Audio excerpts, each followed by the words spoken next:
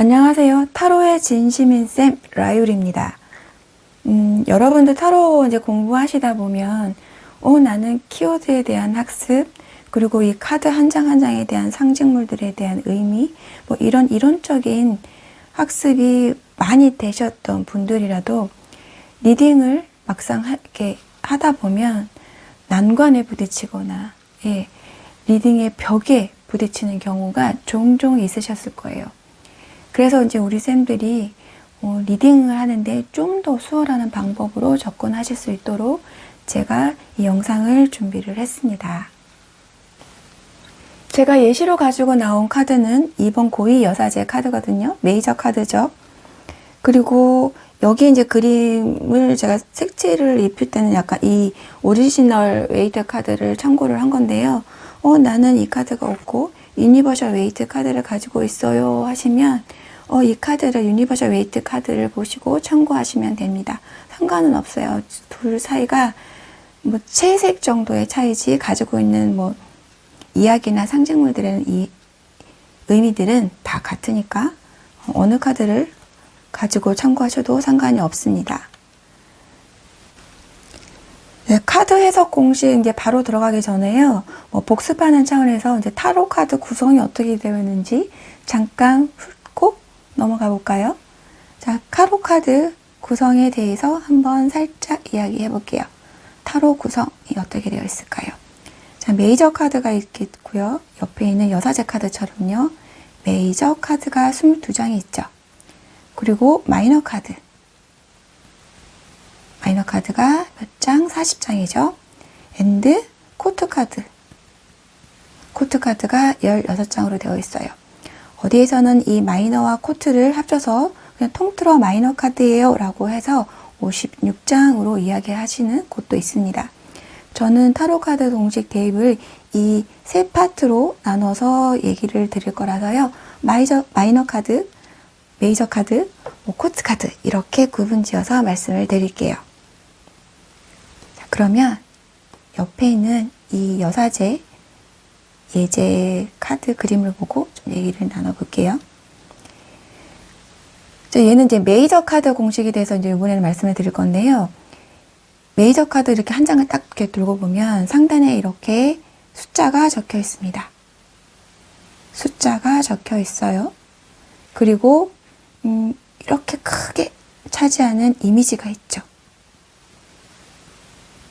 또 제일 하단에 더 하이프리티스라고 해서 제목이 있습니다.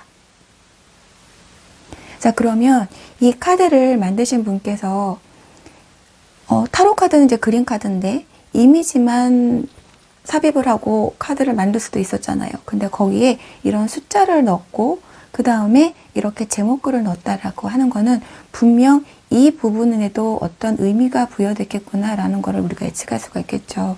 그렇다면 이미지뿐만 아니라 숫자에 대한 학습과 제목에 대한 학습도 조금 공부가 되어야 되겠다라는 결론을 내릴 수가 있을 거예요. 자, 그래서 그럼 공식 정리를 한번 해볼게요. 메이저 카드의 리딩 공식은 숫자를 봅니다. 그리고 이미지를 보아요. 그리고 제목을 봅니다. 네, 이게 끝이에요. 어렵지 않죠? 자, 여기서 조금 보면 제가 숫자와 제목은 좀 작게 썼어요. 그리고 이미지 글자는 좀 크게 썼거든요.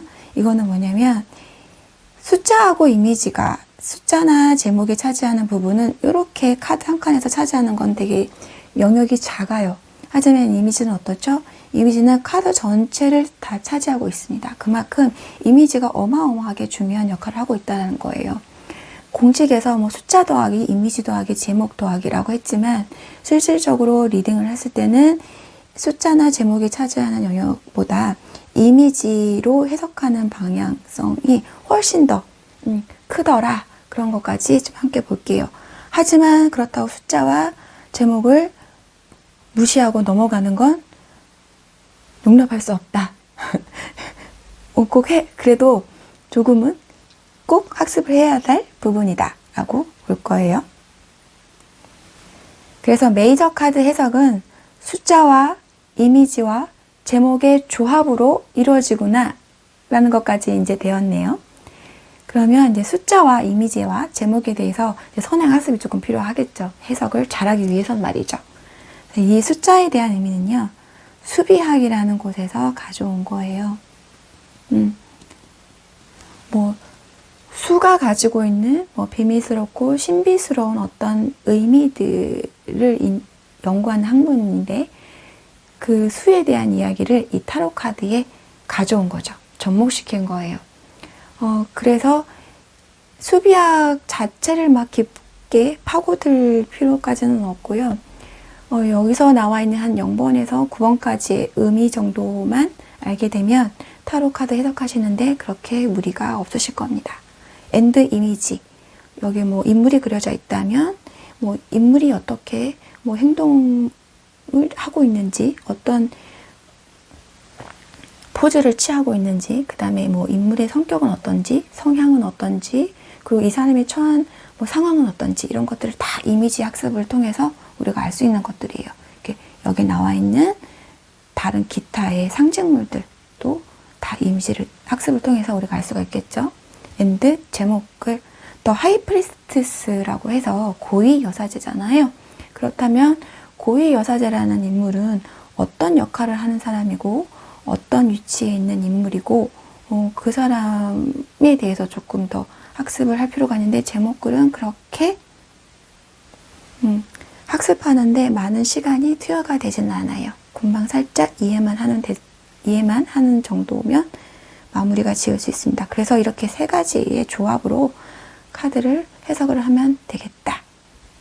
그래서 앞으로 이제 수비학에 대한 이야기, 그 다음에 이미지 학습에 대한 이야기, 그리고 역시 제목에 대한 이야기도 제가 영상을 통해서 짤막짤막하게 소개를 드리려고 합니다.